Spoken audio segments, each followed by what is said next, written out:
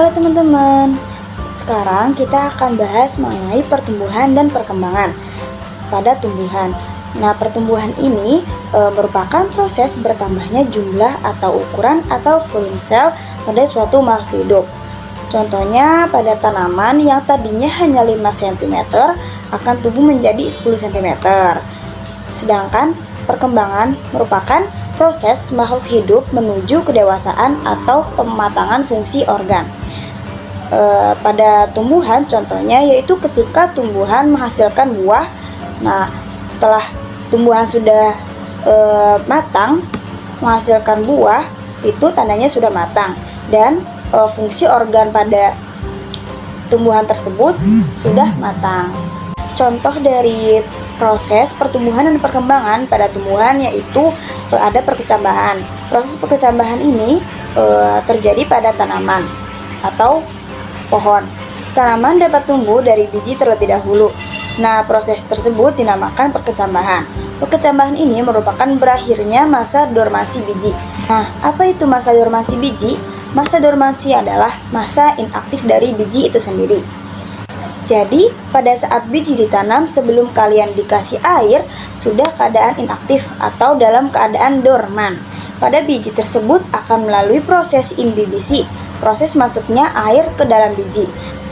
Kemudian, air tersebut akan membuat hormon pada biji tersebut yaitu hormon giberelin aktif.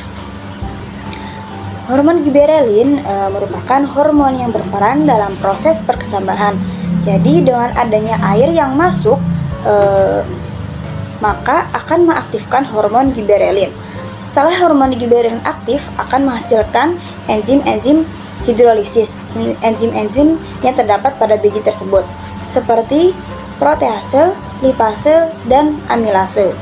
Nah, enzim tersebut menjadi aktif. Setelah aktif, enzim tersebut akan memecah cadangan makanan yang ada pada biji. Setelah cadangan makanan terpecah, akan membentuk energi dan energi tersebut akan membuat biji berkecambah. Selanjutnya yaitu perkecambahan terbagi menjadi dua. Yang pertama ada hipogel dan epigel. Nah, bedanya dari perkecambahan hipogel dan epigel itu pada hipogel kotiledonnya di dalam tanah, sedangkan pada epigel kotiledonnya tidak di luar tanah. Seperti pada gambar berikut.